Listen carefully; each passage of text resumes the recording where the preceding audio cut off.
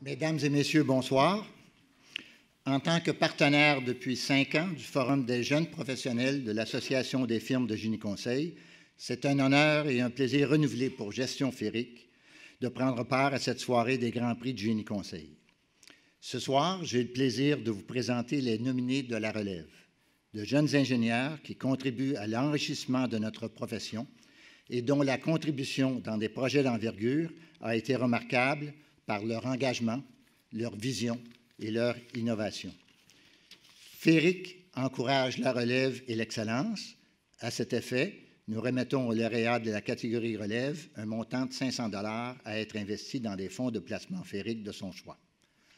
Donc, dans la catégorie relève du génie conseil, les projets en nomination sont...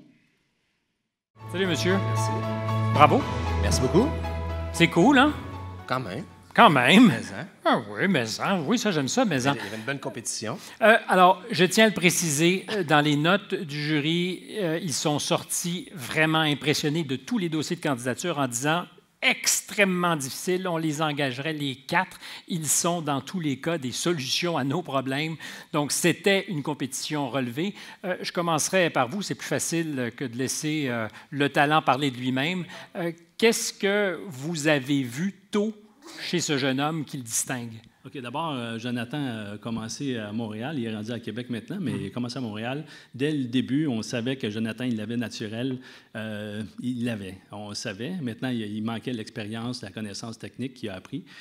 Puis, sur le projet particulièrement, en fait, j'étais chargé de projet. Jonathan était ingénieur mécanique sur le projet. Mais dès le départ, il a pris le projet en main, puis il a travaillé fort avec moi. Puis, il m'a facilité la vie, en fait. Il vous a soulagé de certaines choses. Il m'a soulagé. J'ai d'autres problèmes dans d'autres projets, mais lui, il m'a soulagé la vie pour ce projet-là. Il l'a pris en main, il l'a relevé, puis il l'a fait bien jusqu'au bout. Même si j'ai suivi le projet, il s'en est occupé. C'est ça qui est bien. Très bien. Alors, comment on soulage ses pairs, Jonathan? Mais on s'investit dans le projet, là, je dirais. Là, c'est un projet qui aurait pu être un projet ordinaire, qui aurait pu être facile. Par contre, là, on a pris la décision là, avec Jacques de s'investir. Ça arrive, ça, qu'il y a des projets ordinaires qui sont faciles? On pourrait prendre la décision de le faire facile, de répéter des designs qui ont déjà été faits ailleurs, d'avoir des performances qui sont correctes ou qui respectent ou à peine les exigences du client. Ben non, c'est d'où la raison pourquoi là, on a décidé de faire de ce projet-là un projet innovant, un projet qui allait sortir de l'ordinaire. Alors, en quoi sa contribution, peut-être que vous pouvez le dire, a rendu la chose innovante et différente? Quels sont les ajouts faits par vous dans le projet qui font que ça a monté une marche? Je dirais que ça serait, dès le début du projet, là, il y a eu un processus de conception intégré.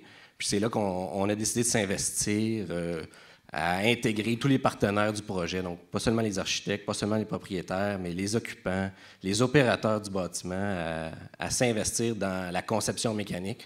Puis c'est ce qui a poussé à avoir une conception qui sortait de l'ordinaire, qui facilitait l'entretien, puis qui avait une performance énergétique. Ça dépasse l'ingénierie, c'est de l'ingénierie sociale, parce qu'il faut faire de la politique pour que tout le monde s'implique d'une certaine façon. Il faut convaincre le reste de l'équipe de professionnels et le client d'embarquer dans nos scénarios, en effet. Et c'est clair que des fois, l'individu est plus résistant qu'un I-beam. Il y a des gens qui sont plus... Vous ne me ferez pas parler contre les architectes ce soir. Il y en a ici dans la salle. Y aurait-il à l'occasion des difficultés de communication entre architectes et ingénieurs? Je ne veux pas l'imaginer. Plus maintenant, ça j'aime beaucoup le plus maintenant.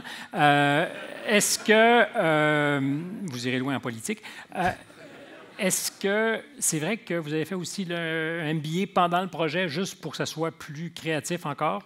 Oui, conjointement là, au projet, je faisais mes études de soir, donc c'est un petit défi supplémentaire, en effet. Vous n'avez pas d'enfant on top of that? Non. Non, ça va à venir éventuellement peut-être. Excellent. Bravo. Vous vouliez ajouter quelque chose? Non. Ça tombe bien parce que c'est tout le temps qu'on a. Je vous félicite. Merci encore. Merci.